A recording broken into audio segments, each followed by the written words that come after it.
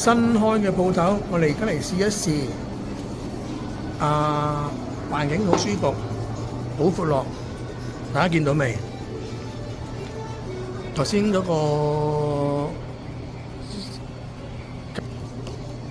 嗱，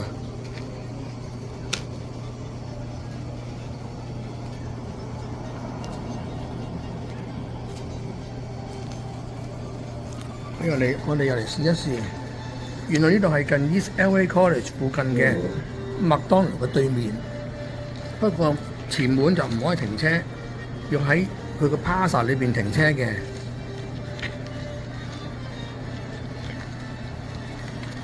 我哋叫咗3樣嘢，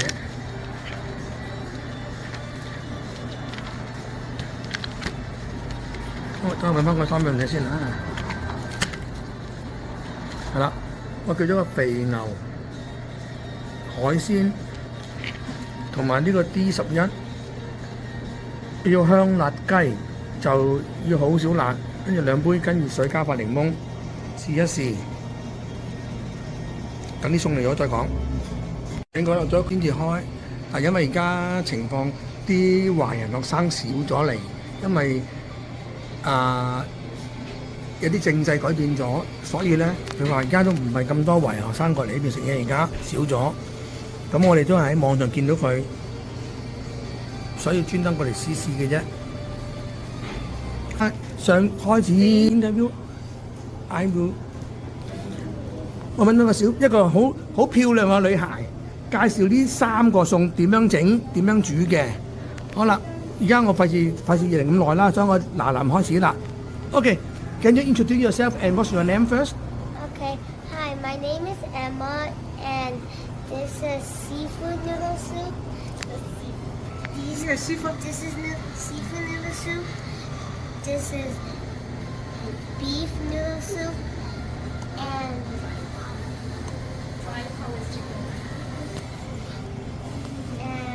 my mom made it, and it's got tasty. 呢個就事頭婆啦。And